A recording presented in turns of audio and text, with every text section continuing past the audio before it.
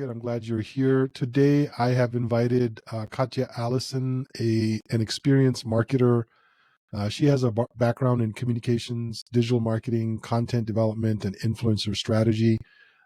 She spent some time as a CEO of a digital marketing agency, so she's got a lot of digital marketing in her background. She's also host of Let's Talk Marketing, a podcast that explores the latest trends, techniques, and strategies in the world of marketing. So today we're going to talk about influencer marketing with Katya. So I just want to welcome you. Thank you for being on the show, Katya. Thank you so much for having me on here. I'm excited to be able to chat about influencer marketing. My obsession is marketing, so this is my sweet spot. I'm ready to hit the Yeah, ground running. I appreciate you making the time because I know us marketing people, we're busy. There's a lot to do. So There are a lot of spinning plates in our world, a lot of spinning plates. exactly. So one of the reasons, and I think I mentioned this to you in the pre-call, which is I am at a, I wouldn't say at a loss. I know a little bit about influencer marketing, but I'm not too into it. It's kind of like PR where I know a little bit, but don't know a lot. Could you give us a maybe an overview of what is influencer marketing?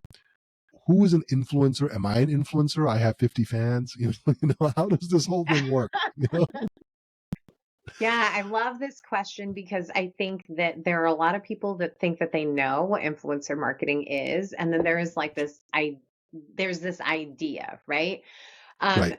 and I think there is also the word influencer gives people like a visceral reaction, right? You'll either love it or you hate it, right? And there's this thought that, oh, it's Kim Kardashian. I always use her as the example because I think mentally everybody thinks about like the Kardashians from an influencer perspective. Now, they are definitely influencers in their space, but what I always like to do is talk about more of it is it is not necessarily an influencer on social media specifically. An Interesting. Yeah. influencer is someone that can drive people to take action.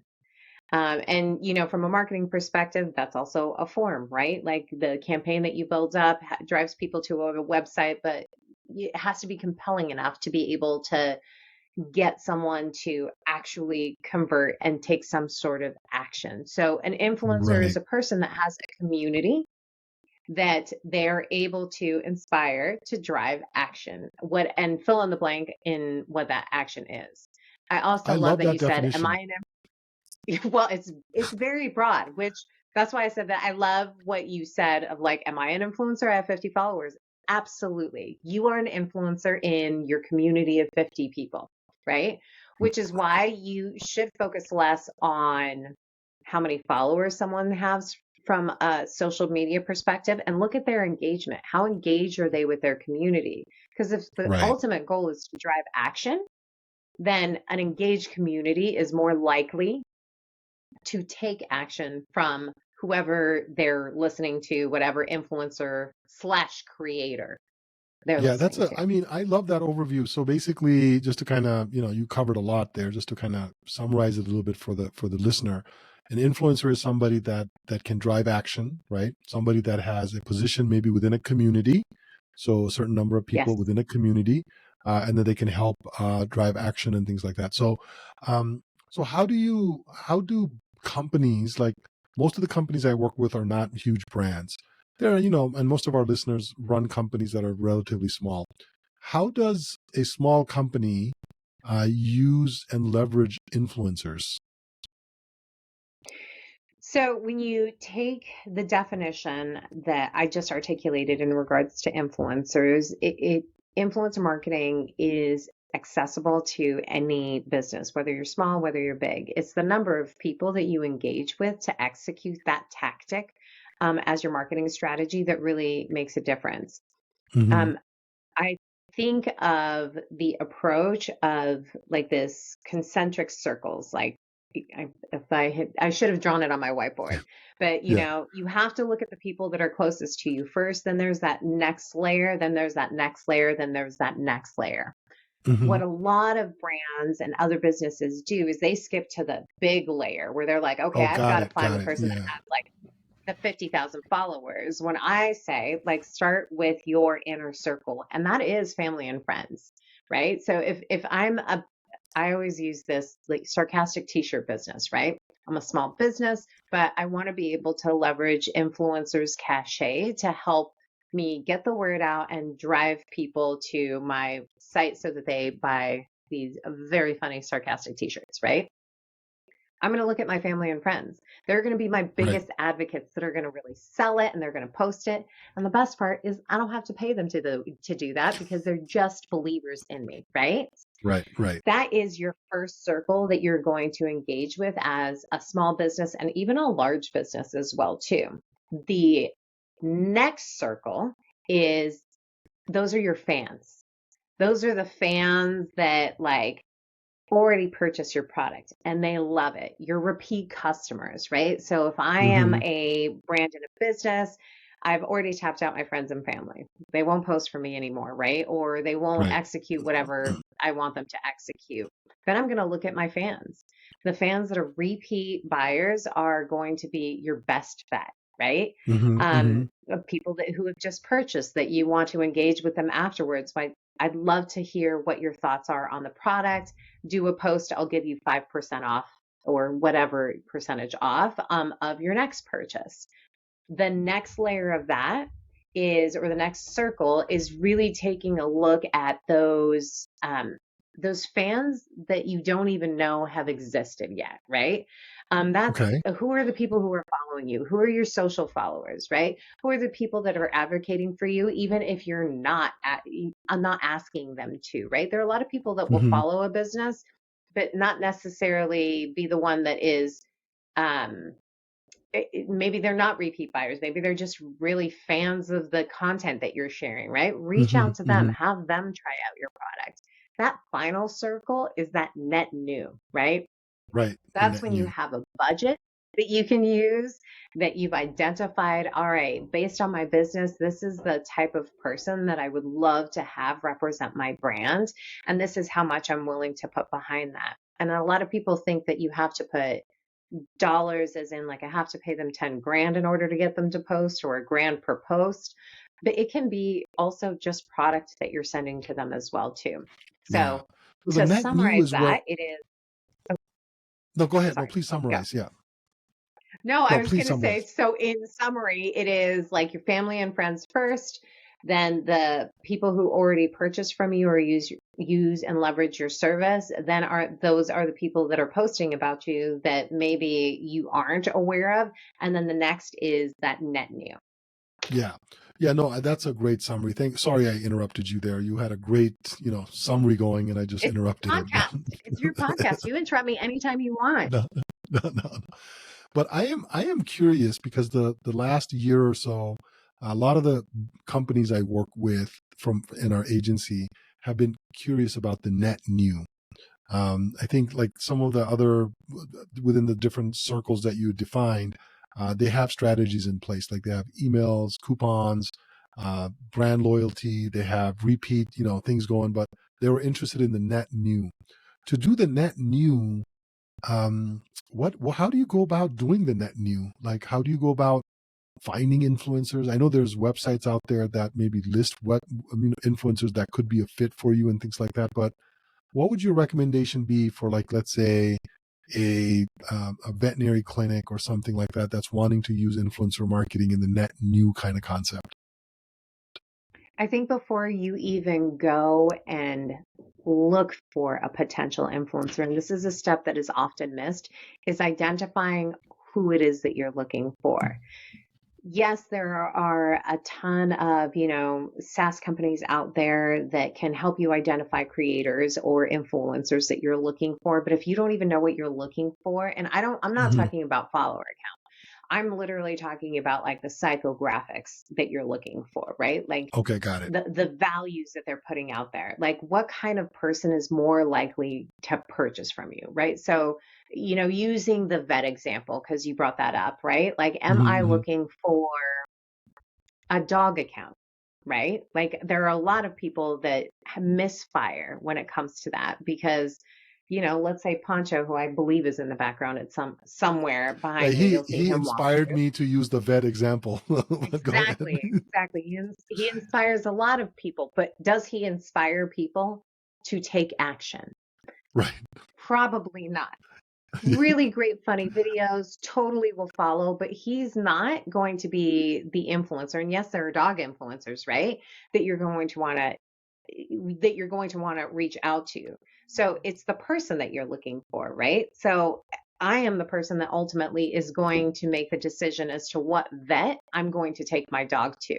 So tell me about the experience. Show me like the Right. insights of that, right? Somewhat what you're looking for that is someone that is going to tell you kind of the story of their life, and being a dog owner is part of it, right? So what does Hmm. that look like? So what I say is take a look at the persona that you're looking for and start there. And then from there, really honestly, you can just do it very organically and take a look at the social channel that you want to engage with or that you want to find that influencer with, and start taking a look at the different accounts. Start taking Right. a look at hashtags.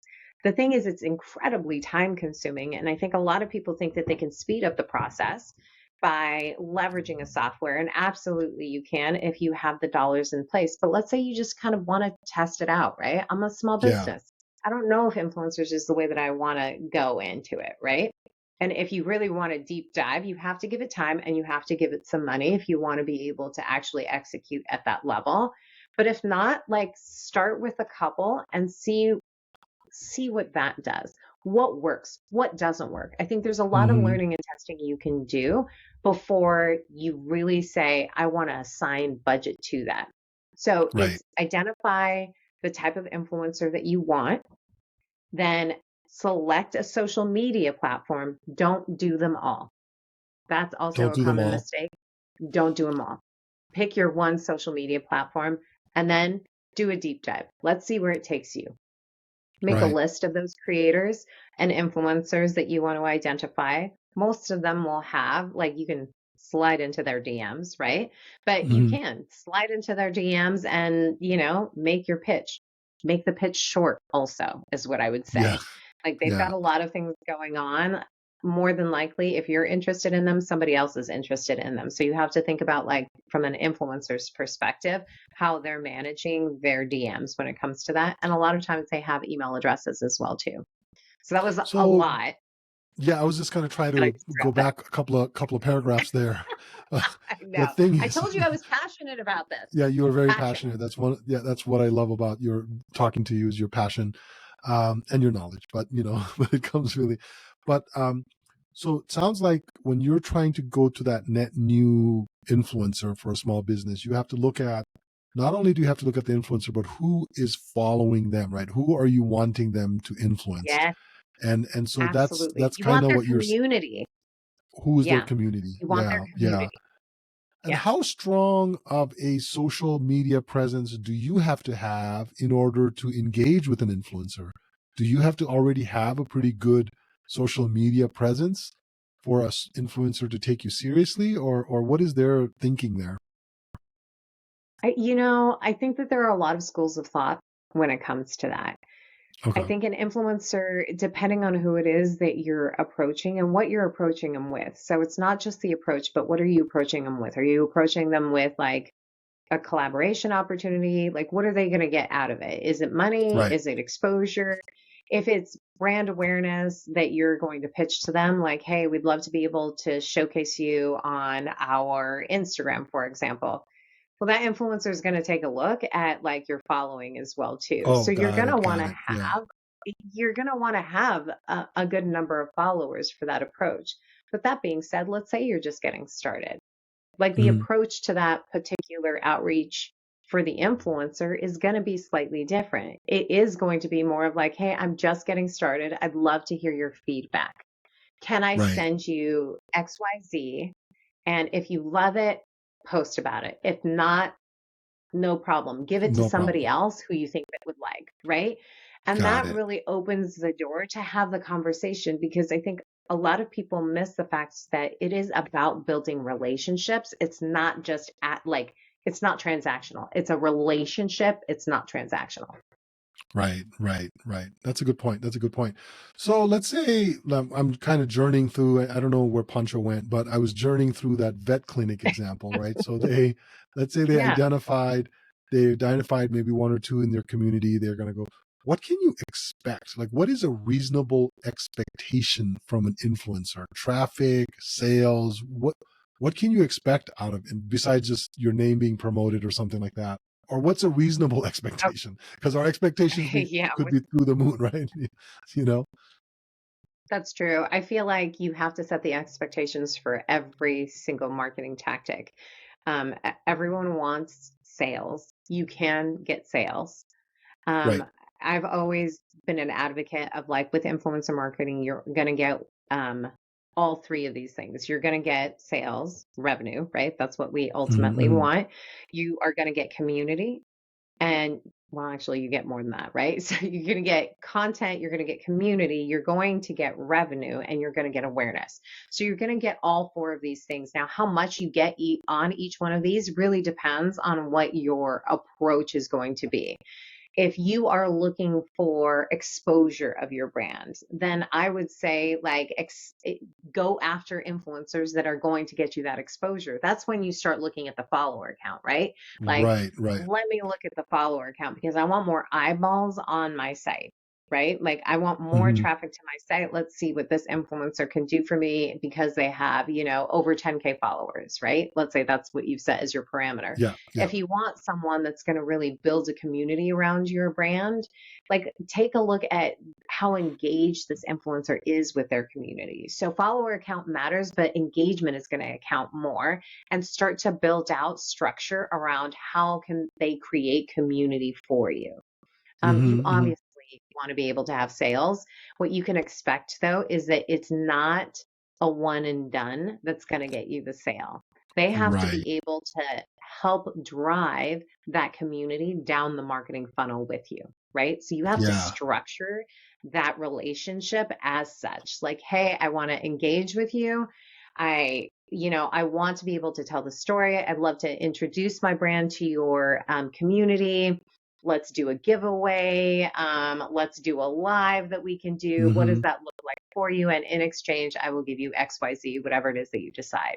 And if you want Right. content, that engagement is Mm-hmm. a little different. And the content is still a source of revenue because that is also something that you can leverage in your email marketing, on your website, on your social platforms. So Mm-hmm. the content is the gift that keeps giving, in my opinion, especially with Yeah. influencer marketing. So it really does depend on what it is that you want to get, and then crafting the campaign with the influencer to achieve that goal. So that Okay. didn't really answer your question specifically on the expectations, but you can expect all four of these things from leveraging influencer marketing. No, I think you answered it really well, if you ask me. Because Thank you. a lot of times people, like, I've talked to people that have very wild expectations because they don't really Oh yeah. understand how it works, right? Yeah. And they think, oh, let's just get a. I've had people. I think about a year and a half ago, somebody said, "Hey, can we get an influencer because we need more sales?" I was like, I don't know if that's how it really works, you know. So, Exactly. so I think, That's not how it I really think, works. I mean, it yeah, I think can. It it can. can, I don't want but to I say that mean, it never happens, because that's also where viral moments happen, right? But being yeah, able to predict virality is it's a lot more nebulous than people think. Like, if influencers aren't going to get you the virality that you're looking for, and it's not going to be instant. I think not just with influencer marketing, with any marketing campaign, you have to be able to give it time to first run it, get back some input on like, what is this doing for me, reiterate, and then get back more input, and then make that decision. Like, is this worth something? Is this something worth reinvesting in? And if it's so, how much money and time, because it's time consuming, um, yeah, will that save me? And I think that's also r- where software platforms for influencer marketing really come into play. If this is something that you yeah. decide that you want to do, then there are ways to make it more efficient so it's less time consuming. But I think do your groundwork, right? Like, set the foundation. This is something that way when you do want to automate it and you do want to scale it, you're prepared and not having to build from scratch. Right. And this it's just kind of like a awoken an interest that I have.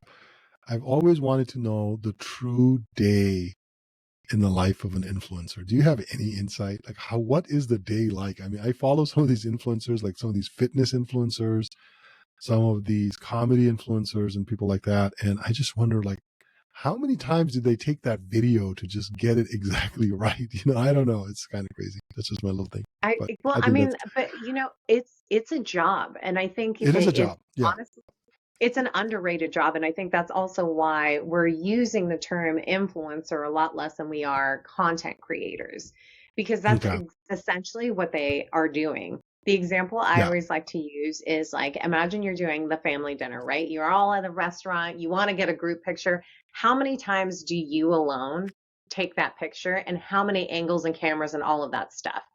Now, Right. amplify that by 1,000, and then you can get like how much time it takes. And that's just for a picture. Imagine a Right. video, right? I have so much respect for these content creators. The amount of planning that goes into it, it is a It full-time really job. is. Even for the people that are doing it part-time, right? Yeah. No, I agree. I think part of the reason why I feel like that should also play into our expectations of what we can Yeah, expect in influencer marketing, because it is a lot of work. And maybe you as an owner might think, what? You're just posting one video and then you're going to charge me X? That's way too much. But you have to appreciate the fact that, man, that can take a lot of work, planning, and it's not easy to create that kind of content. absolutely. If you even just think from a business perspective, right? And I've had to have these conversations as well too, because I've leveraged influencers and creators, but I've also paid the dollars it takes to create a video. And that Hmm. is a whole shoot. That's a two camera angle. I've got the transcript, I've got mics, I've got all of this for a 2-minute video. You know Right. what I mean? Like, and Yeah. that took 3, 4 weeks for me to get back. And I don't Yeah. have the hard files, right? And that was so much back and forth. So like you have to really evaluate, like, there's a time to have something that's super production worthy, and there's a time and place for that. But there's also a time and place to be able to use content creators and influencers to honestly alleviate some of that. Now, that Yeah. being said, I think that's why there's like that discussion of like, how much do I pay them? Like, they're usually underpaid for the amount of work that you're asking for. Because what I've typically seen is there's a ton of back and forth between creators and brands of like, the brand doesn't Okay. like it, so they have to go back and edit it, right? Oh, I And see. Got what it. you'll typically see is creators building in like, hey, you've got one edit in this, right? You can Hmm. review it once, I Hmm. will edit it once, if they even put that in their contract. But like, that's something that you have to evaluate as well. And when you stop thinking about them as like influencers or people that are just posting to post on social media, granted, there are some people like that, and you start thinking of them as a business, now all of a sudden you're working on that contract. There are tons of contracts that I've negotiated from like a video and a content perspective where I'm like, Hmm. I want 50 pictures, I want the raws so that I can do Yeah. something with them, I want the rights to them as well so that I can use them in whatever way that I want to use them. Yeah. There's Yeah. so much back and forth. Sorry, I went down that rabbit hole. No, no, I you went down that actually rabbit touched hole. on, it's almost like you had my notes, because one of the things I wanted to talk about was the legal and the ethical considerations when you're working Hmm. with, I mean, again, the net new influencers. So if you decide to go that route as a Yeah. company, I mean, it sounds like contract, getting something in place. Are there any ethical considerations? I mean, I guess they have to disclose. I don't know what the laws are. I mean, do they have to disclose that they're? I don't know. So, So I'm not a lawyer. So but for you play one anybody on listening, TV, don't you? Don't you play one on but I TV? do I do play one on TV. It's not SVU, it's Law and Order, so that's great. No, I don't actually play one on TV, just in case someone starts looking. But Yeah. like I said, I'm not a lawyer. The law though is from a communication perspective, right? That you have to disclose if you've received any sort of compensation for a product, a service, anything. Like, and that Hmm. is hashtag ad. It has to be labeled as sponsorship. You have to be able to say it. And this is where it gets murky. Some people will say it in their post as well too. But you have to disclose if there is an exchange of services that, I Yeah. received this product for free and that's why I'm posting it, right? I have seen a little thing on Instagram, like for certain influencer, where it says, promotional product included or promotional product include, something like that. Have you seen that, or am I confusing? Yeah, yeah, yeah. Well, have you seen it? Are you talking about like in the hashtags or at the top? At the top, actually, or maybe it's on YouTube where promotions included or promotional product or some kind of a tag at on the video itself. Yeah, a lot of times what that is it's whitelisting with Hmm. or not whitelisting, white labeling. Oh my gosh, now I cannot remember the term. It has now escaped me what the term is, but it's basically where a brand is allowed to post on behalf Hmm. of the Oh, influencer or got it. content creator. So you end up Okay. seeing both of their brands on top of it, and for other kind of whitelisting, it is also or white labeling. Oh man, this is going to kill me. I can't believe I'm going to say it wrong on this podcast, and everyone's going to be like, "You don't know what you're talking about." But you can also do it where the brand is not exposed on that, but the brand Okay. is the one that is posting on behalf of that creator, which is kind of great for the Got it. creator because it expands their kind of brand awareness because typically the brand is putting dollars behind that. Yeah. Yeah. That's cool. That's quite a. I mean, it's an emerging field because it's kind of matured though over the last couple of years. I feel like people have a little bit more of a sense of what influencer marketing is and all that kind of stuff. So, Well, I um, think that the downside of influencer marketing is that everyone thinks that it's new, but it's not. It's been around for a really long time. Sorry, you can hear my dog. Um, yeah, he's an yeah, it's been influencer. around for. Yeah, he is an influencer. He's angry at something, but yeah, I mean, influencer marketing has been around for a really long time. People leveraging it as an effective marketing tool is, I think, what has happened over the last 7, 10 years, where people are like, Hmm. no, this is really what's going to happen. But if you think about like the timeline of what has happened from a social perspective digitally, right? Like there are more Hmm. people on social media now more than there were 10 years ago. So obviously, like there's going to be a lot more effective marketing happening and a lot more ways to be able to just kind of figure out, all right, how can I leverage social as a tool that will mean revenue and awareness for myself as a brand? And also the pandemic definitely elevated a lot of that because I think I don't know what the numbers are, but there had to be an increase of that. But now with Yeah. an audience that is exposed to so much, so fast, so often, you have to be in front of your desired audience so much, so often, right? Yeah. And quickly. Well, I mean, companies have always, I mean, I guess using like famous spokespeople has always been, Yeah, brands have always used that. That's kind of influencer marketing, right? I remember in college, yeah. Celebrity I used, endorsements. yeah, I used to watch football back in the day when John Madden was an announcer, and he had that tough acting Tenactin, foot rub for athlete's foot. I still remember that. I was thinking about it yesterday. I was like, John Madden's voice came in my head. So, he's an influencer. So I guess influencer marketing in one shape, way, or form has always kind of existed. Absolutely. Yeah. Absolutely. You're going to hear so many different ways of people describing it. Like in this episode alone, we've just talked about celebrity endorsements. There's influencer marketing, there's content creators as well too.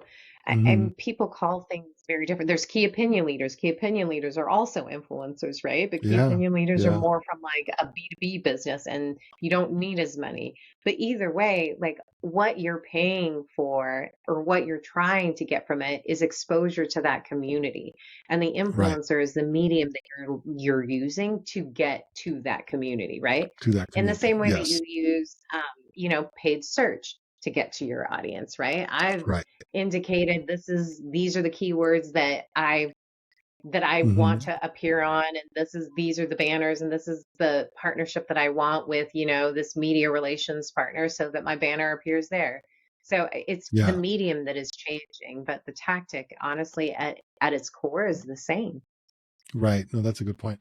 So I mean, we're kind of approaching our half hour mark. I mean, I try to keep things very, very fast paced, and you've done a great job. What are some closing maybe advice for a business owner that maybe is thinking about doing this? What are some things that they should really think about before they go deeper?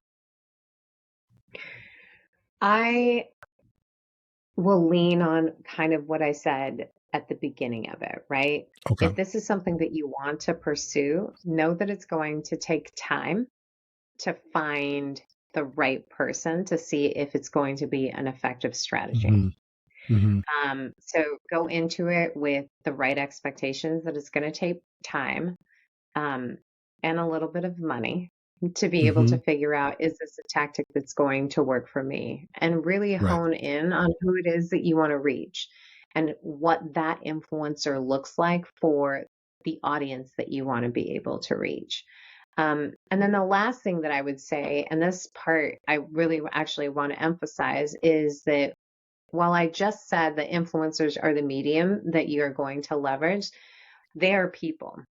And I think Right. oftentimes that is forgotten. And that's why I said Mm. it's relationship management. It should Mm. not be transactional. If it's transactional, you're not going to get as much of the results that you really want to be able to see. Now, Hmm. obviously, there are exceptions to so much of that. But ultimately, what you want is as a brand to be sticky. You don't want the one and done. And that takes Right. relationship development. So not Right. only I want people to go into it eyes wide open. Know that it's Hmm. going to take time. Take the time to identify who it is that you want to reach out to, and and also get the right person to be able to do that, because that's also the part that's missed as well too, is that Yeah.